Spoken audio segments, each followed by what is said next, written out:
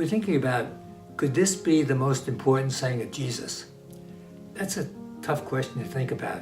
Of all the things that Jesus said, is there any one thing that's the most important? Probably not. But there's one very important saying that we'll look at, and that is Mark 10:45, where Jesus says, "The Son of Man came not to be served, but to serve, and to give his life for the ransom of many." Now we'll just look at two words.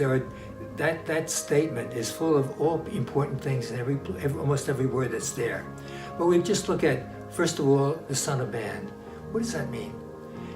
It takes us back to the prophet Daniel, about 200 years before Jesus. Daniel has a vision, and in the vision, he sees coming out from the ocean. And remember, the ocean for the Jewish people in the Bible is very often a symbol of chaos. Out of the ocean come these four beasts. They're horrible to describe. You can't even describe. You have to look at them to look at the description that Daniel gives to see how horrific they are. But one after another, these four beasts come out of the ocean. And Daniel tells us that those four beasts are four kingdoms that he knew, four kingdoms around his lifetime. But then after the four beasts from the ocean, then he says, someone like a son of man came from the clouds of heaven. So this new being is coming not from chaos, but from the clouds of heaven, from the place where we imagine God lives. And he looks not like a beast, but like a son of man, like a human being. And he says, this is the new one. This is the king whose kingdom will last forever. This is the one who is the king who will rule in splendor. So the Son of Man, just by saying that, Jesus is including all that he is the one sent from God who will bring in this kingdom. The other word that we look at, and that is very important, is the word, he gives his life as a ransom. We know what ransom is. We know ransom was the money paid to free slaves.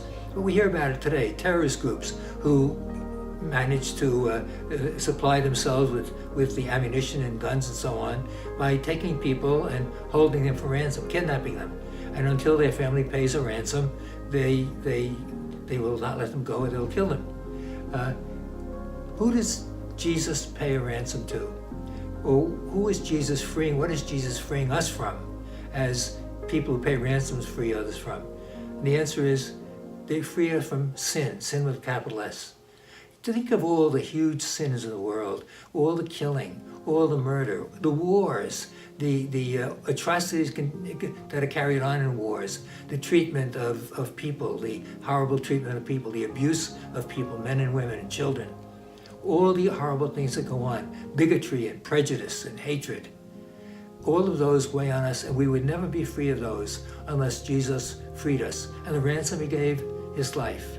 In the love that he showed, in the fidelity of God that he showed, in the care that he showed for us, he freed us from that sin. So the two lessons that we get from this statement, the Son of God, the Son of Man, came not to be served, but to serve, and to give his life for the ransom of many.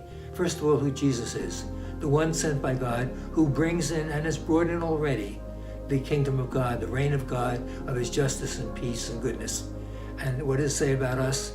That we have been freed from sin, but we need to let that into our lives, let God's grace into our lives, so we can take part into the building of God's kingdom. Think about it.